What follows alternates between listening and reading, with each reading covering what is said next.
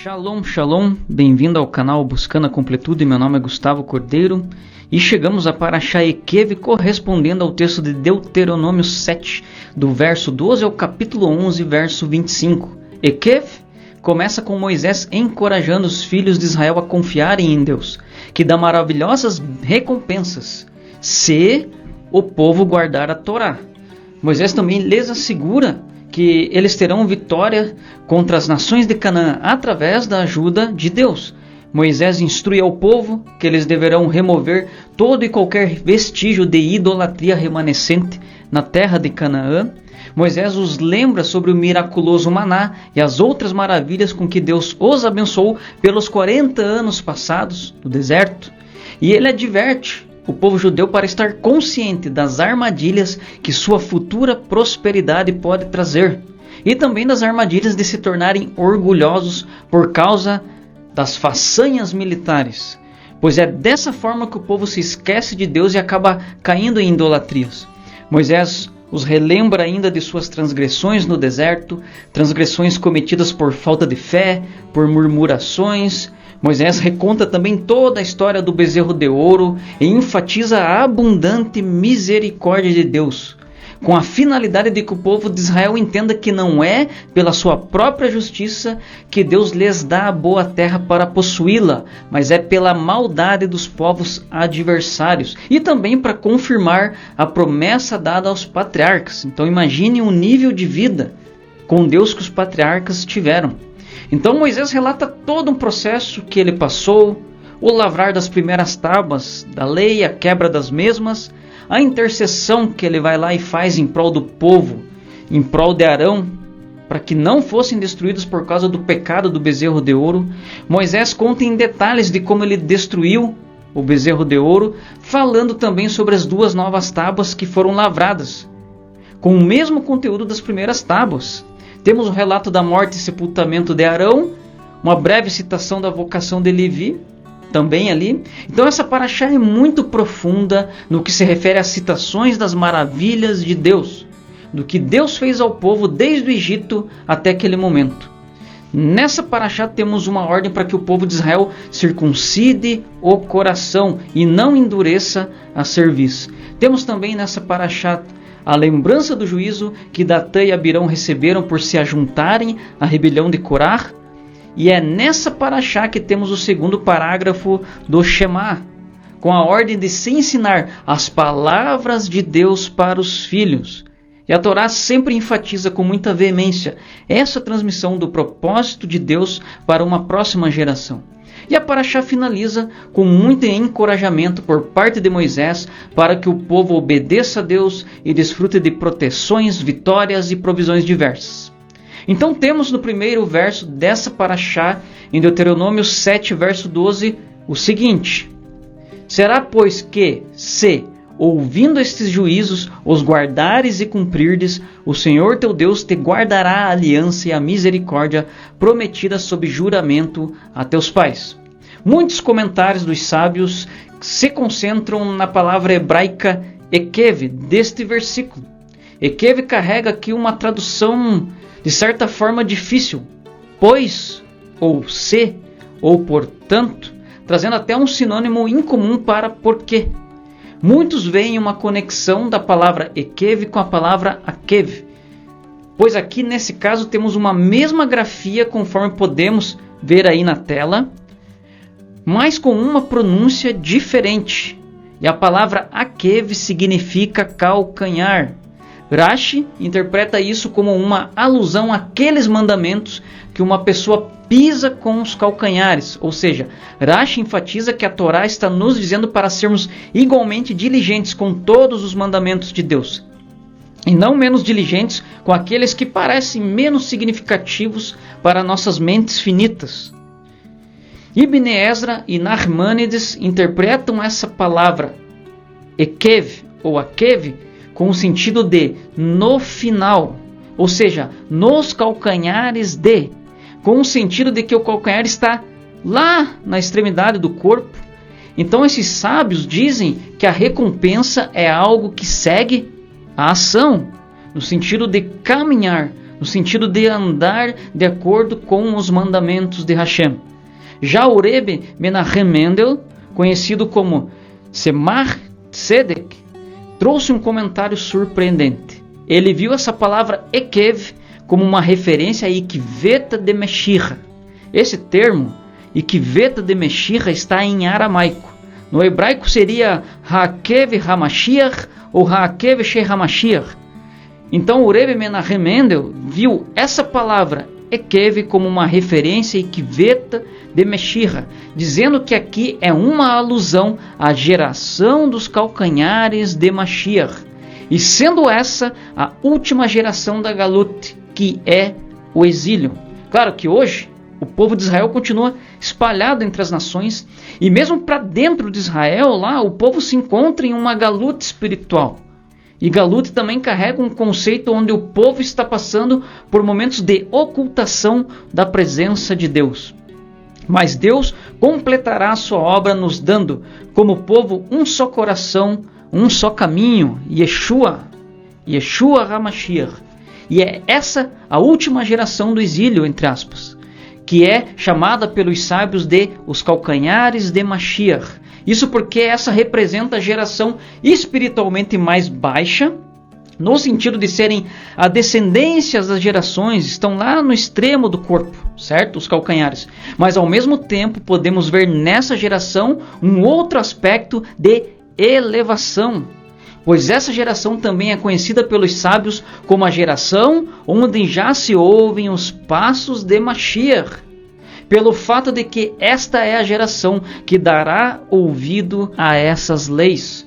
Como escreveu Maimônides, a Torá já prometeu que o povo de Israel retornará a Deus no final de seu exílio e será imediatamente redimido. Então, Ikveta de Meshicha quer dizer o calcanhar do Messias. E esse conceito se conecta à geração do tempo do fim desta era maligna, perversa, corrompida, etc., mas início de uma grande restauração.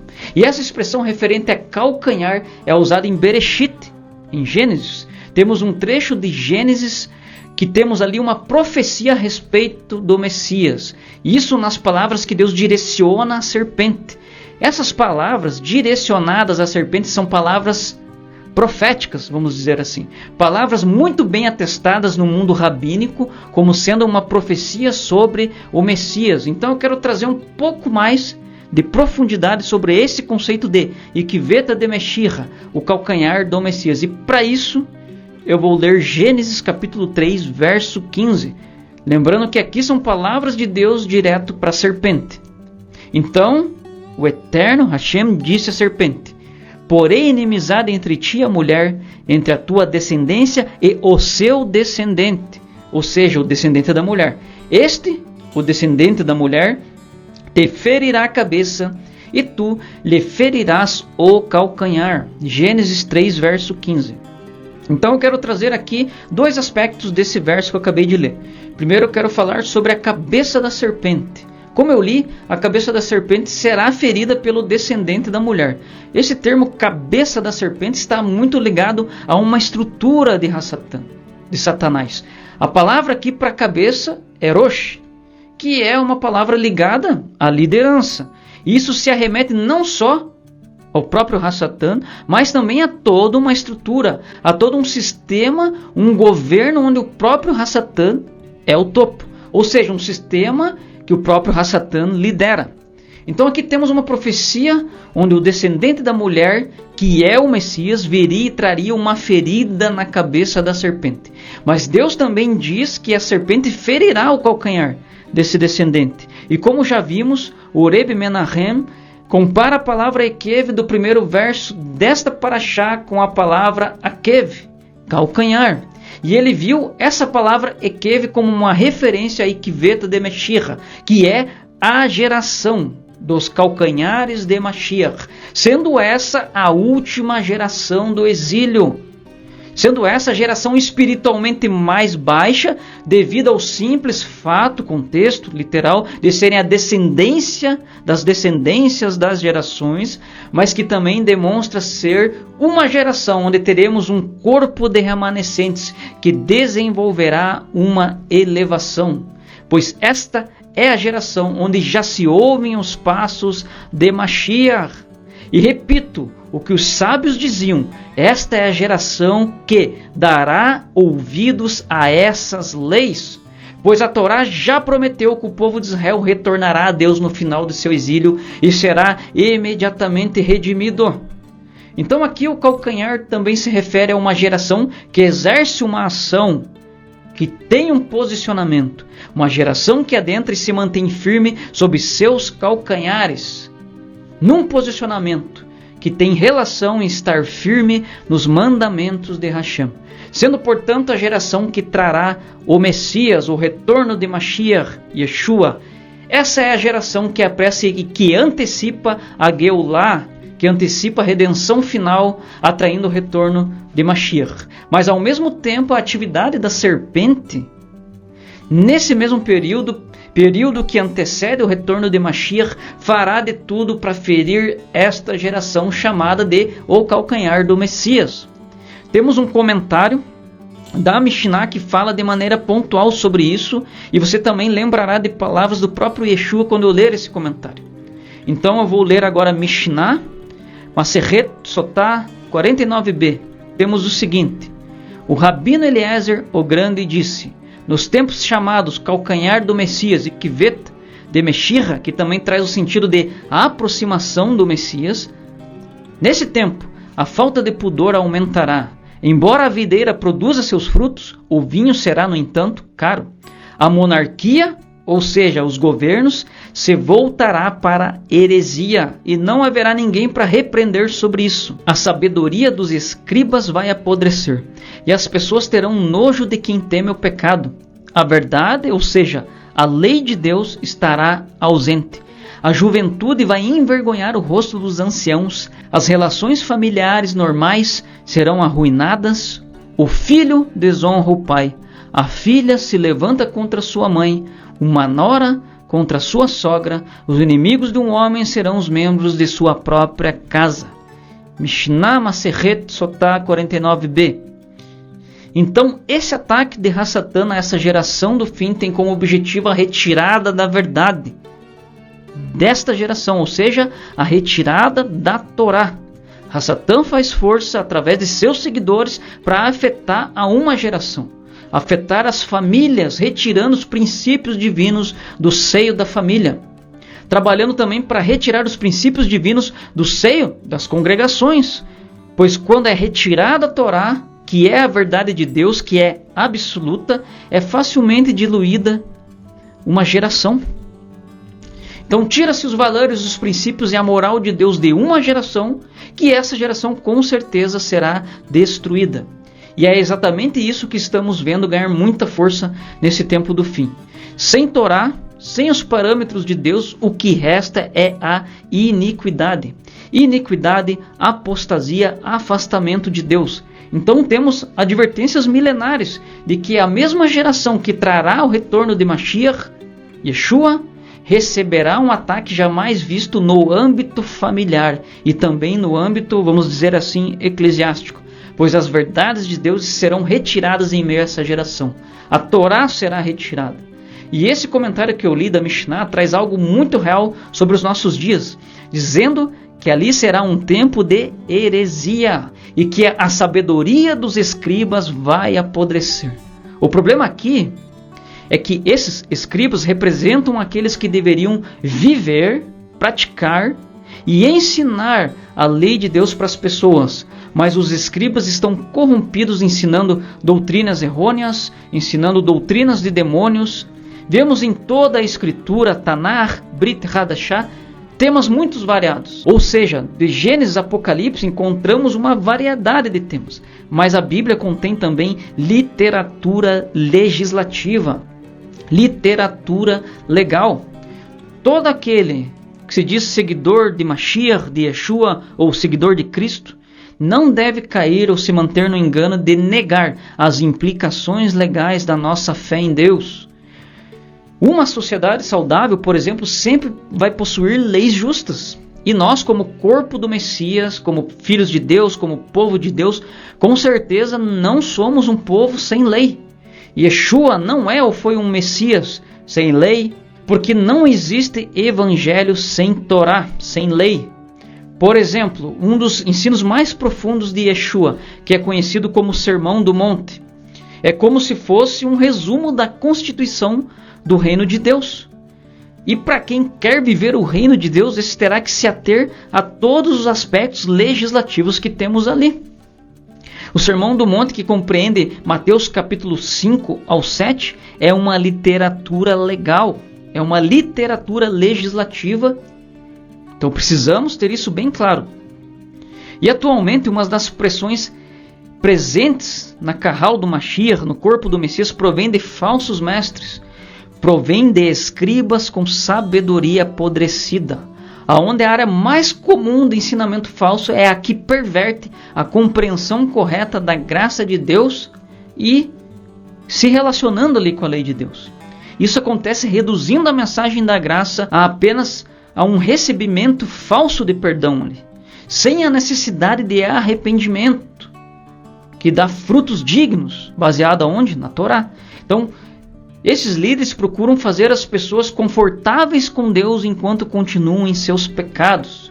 Então a graça é comumente apresentada hoje como uma apólice de seguro, vamos dizer assim, para as pessoas que querem continuar no seu pecado. Mas a verdadeira mensagem da graça nos inspira a negar as concupiscências e nos dá força para caminhar piedosamente, obedecendo a Torá, as verdades de Deus, obedecendo aos mandamentos de Yeshua, que são os mandamentos de Deus. Como diz em Timóteo 2, versos 11 e 12, porquanto a graça de Deus se manifestou salvadora a todos os homens, educando-nos para que, renegadas as impiedades e as paixões mundanas, vivamos no presente século sensata, justa e piedosamente. E uma coisa interessante é que Deus plantou um desejo em todo ser humano, o desejo de se tornar grande. Isso é fato, não tem como escapar disso. E ter esse desejo não é errado, pois foi Deus quem plantou em nós. O problema é que o homem caído distorce o que é se tornar grande. E Hassatan aí já entra nessa jogada fazendo o estrago.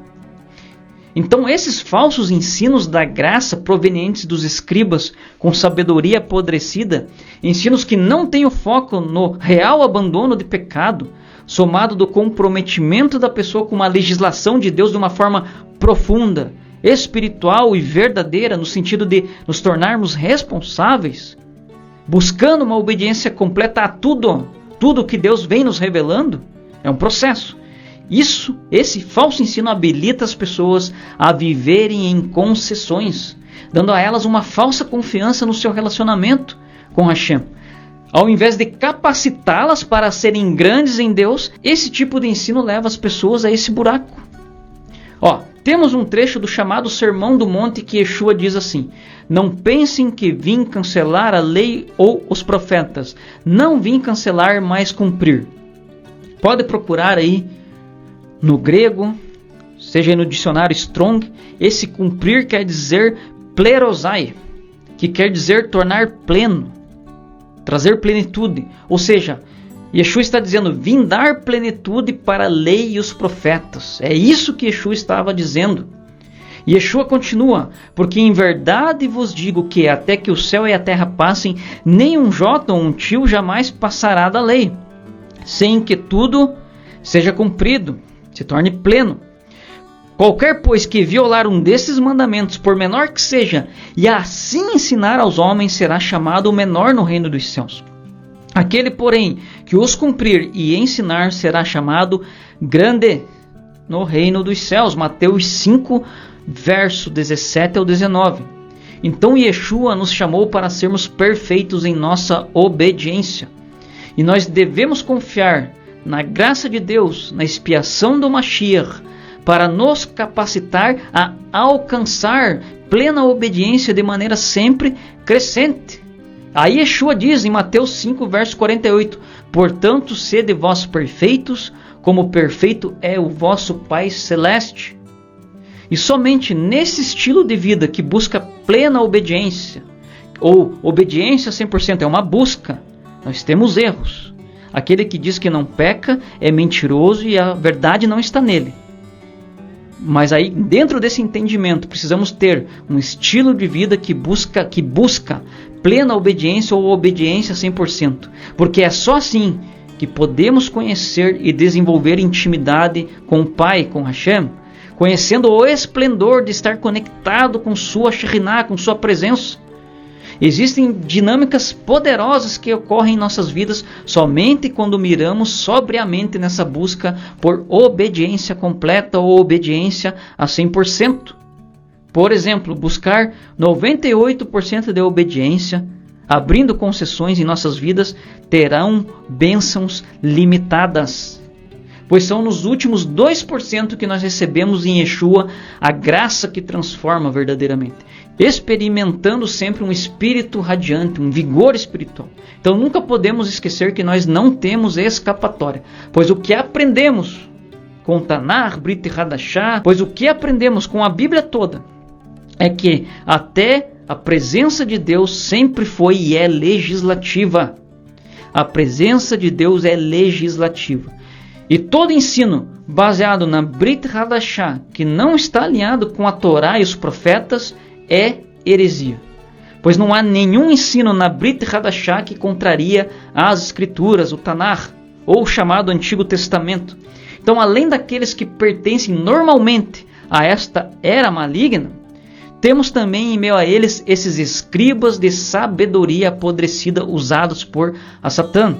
E todos esses têm o intuito de ferir o calcanhar do Messias. Todos esses têm o intuito de ferir as gerações, estabelecendo iniquidade, estabelecendo apostasia em meio ao povo de Deus. Não existe evangelho sem Torá, não existe evangelho sem lei. E os homens desta era maligna odeiam a Torá, a lei de Deus. O mundo rejeita os eleitos de Deus e escarnece dos princípios e valores que regem nossas vidas. E a verdade é que o mundo nega a Torá para negar a Deus. Então essa é a semente de Nahash, a semente da serpente que é Satã. E em meio a tudo isso nós devemos nos manter firmes, trabalhando com força em nossa geração, mesmo em meio a tantas batalhas e inimizades. Por isso devemos ser como cartas vivas, cartas do Mashiach em nossa geração, escrita não com tintas como em tábuas de pedras, mas com o Espírito do Deus vivo em nossos corações. E é por meio de Mashiach, Yeshua, que temos confiança em Deus. Aí sim somos capacitados. A nossa capacidade vem de Mashiach, a nossa capacidade vem do Eterno de Israel. Yeshua nos capacita a sermos ministros de uma nova aliança, não da letra, não das obras da lei, no sentido de dogmas de homens contrários à lei de Deus, mas do Espírito, que vai fazer caminharmos na lei, que é viva. Somos ministros de uma nova aliança, que tem sim como base todas as outras alianças, mas é uma aliança renovada que é superior. Por isso devemos usar muita ousadia no falar, resgatando pessoas do caminho de Satã. Mas também e principalmente devemos buscar bravura para continuar cuidando de nós e de nossos lares. Isto é prioridade. De A a Z, quais são as prioridades que Hashem tem para mim? Aí sim a gente vai estar amando o que Deus ama, odiando o que Deus odeia, buscando obediência completa, mantendo uma intimidade com o Pai, mantendo o vigor espiritual, o esplendor desse relacionamento com Hashem, amando a justiça e odiando a iniquidade nesse caminho de conhecer a Deus, desenvolvendo esse relacionamento dentro dos parâmetros de Deus. Quando cuidamos disso, com certeza não faltará o óleo da alegria em nossas vidas. Olha o que temos na carta aos Hebreus: amaste a justiça e odiaste a iniquidade. Por isso, Deus, o teu Deus, te ungiu com um óleo de alegria mais do que a teus companheiros. Hebreus 1, verso 9. Nesse tempo do fim, o que mais precisamos é guardar nossos corações. Yeshua, por exemplo, em seu tempo de ministério, crescia em fama. Multidões corriam ter com Mashiach, mas ele não negociava. Ele se separava de todos e então ia para lugares desertos para orar a sós com o Pai. Ou seja, a oração é um pilar inegociável. Outros pilares inegociáveis são comunhão e nos alimentarmos com a palavra de Deus. Pois como diz na Parashá de hoje, nem só de pão viverá o homem, mas de toda a palavra que sai da boca de Deus. Outro ponto da Parashá de hoje que quero destacar é Deuteronômio 11, dos versos 13 ao 20. Já estamos indo para o final.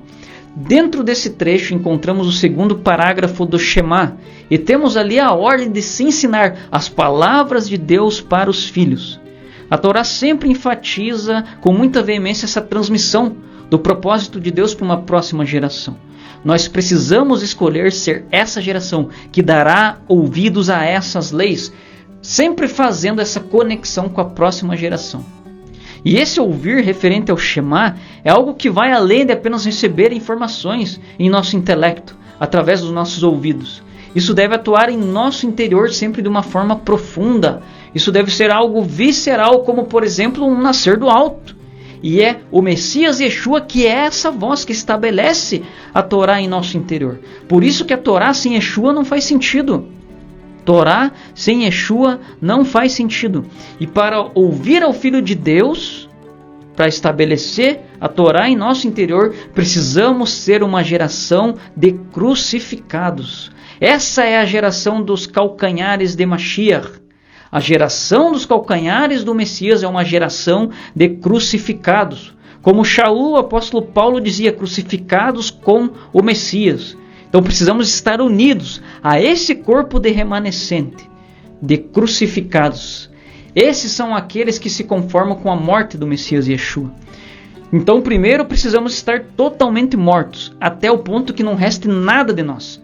Pois muitos conhecem, por exemplo, muito bem a Bíblia do Deus vivo, no aspecto de informações somente, mas ainda não conhecem o poder de uma vida ressurreta, porque ainda precisam aprender a caminhar mortos nessa era. Muitos ainda têm somente uma religião, possuindo muita informação e ainda pensam, agora eu achei a religião correta.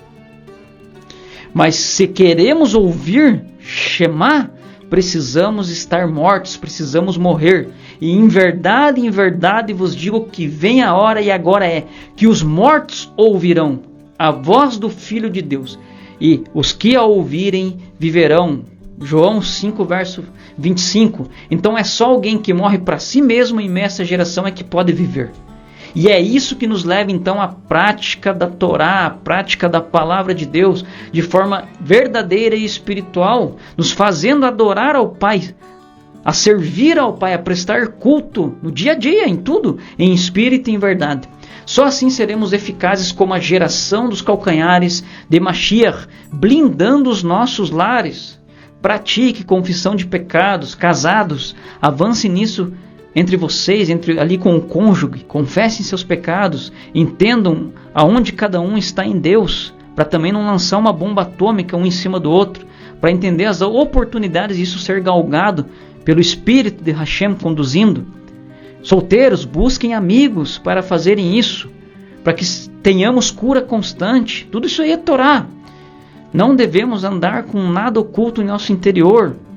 Aí o Espírito de Deus pode acessar o nosso interior trazendo remissões, e aí estaremos sempre blindados e blindando os nossos lares. E tem um trecho do Zohar que faz referência a esse trecho da Parashá Ekev, que é o segundo parágrafo do Shema, onde Deus fala sobre a importância da obediência aos seus mandamentos e o serviço a Ele, de todo o coração e alma. Nesse trecho Deus ordena então para atarmos suas palavras no nosso coração e na nossa alma, atando-as por sinal em nossa mão, para que sejam por frontal entre nossos olhos, ensinando os filhos, ou seja, a próxima geração. Seja sentado em casa, andando pelo caminho, deitando-se ou se levantando. Então Deus diz, escreve essas palavras nos umbrais de vossa casa e nas vossas portas. Então, claro, precisamos entender isso de uma forma profunda, visceral, dentro desse exemplo do que eu dei, do que é de fato ouvir o Shema, para termos então nossos lares blindados. Olha que profundidade que temos em um trecho do Zohar que comenta sobre isso. Claro que aqui eu vou ler esse trecho de forma resumida e até limpei alguns trechos para ficar somente ali uma mensagem mais clara de acordo com o que eu estou falando aqui. Vem aí, veja, vem muitos que denunciam Israel e os acusam, e o santo bendito seja ele, guarda Israel como um pai que deseja proteger seu filho de todo dano. O santo bendito seja ele, disse a Israel, muitos acusadores estão prontos contra você. Esteja ocupado em minha adoração e eu o guardarei de fora. Estareis em vossas casas por dentro e dormireis em vossas camas, e eu vos guardarei por fora e ao redor de vossas camas. Venha e veja, quando essas forças malignas se aproximam da porta de um homem, elas levantam suas cabeças e contemplam de fora o santo nome que é Shaddai, decorado com suas coroas, nas duas porções de Kiryat Shema dentro da Mezuzá. Este nome tem poder sobre todos eles, e eles o temem e fogem e não se aproximam da porta do homem. O Rabino Yitzhak disse, quando toda a passagem é escrita na Mezuzá, esse nome Shaddai é adornado com suas coroas e o rei sai com todos os seus exércitos para proteger Israel, todos impressos com a marca do rei. Então todos eles, as externalidades, o temem, o nome Shaddai, e fogem dele. A pessoa é protegida por todos os lados, por dentro e por fora. Rabi Abba disse, muitas hostes sagradas estão prontas no momento em que o homem fixa uma mezuzá em sua porta. Todos eles declaram dizendo, este é o portão de Deus. Como diz em Salmo 118, verso 20, por esse portão entrarão os justos. E a restauração é um trabalho para conectar gerações, é um trabalho em prol do retorno do Mashiach Yeshua, e uma geração que vive de forma abençoada hoje gera uma descendência poderosa. Bem-aventurado o homem que teme ao Senhor, que em seus mandamentos tem grande prazer. A sua descendência será poderosa na terra. A geração dos justos será abençoada. Salmo 112, versos 1 e 2.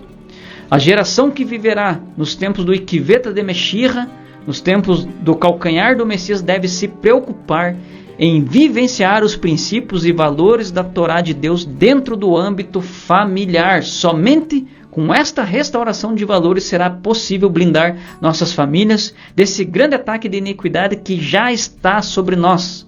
Essa restauração se refere a um mover de Deus que preserva a lei de Moisés.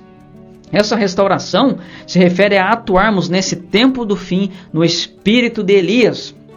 Como que diz lá no final do profeta Malaquias, lembrem da lei de Moshe, que foi dada em Horebe. Aí fala do espírito de Elias. Então, nesse tempo do fim, no espírito de Elias, devemos atuar, restaurando a Torá e recebendo toda essa cura e restauração através da Torá de Deus, mas também servindo as famílias com essa restauração. Então que Deus possa nos abençoar, que sejamos essa geração onde já se ouvem os passos de Mashiach, porque de Sião virá o libertador e todo Israel será salvo, e estaremos para sempre com Yeshua, o nosso Messias, reinando desde Jerusalém. Que o Eterno possa nos abençoar em nome de Yeshua.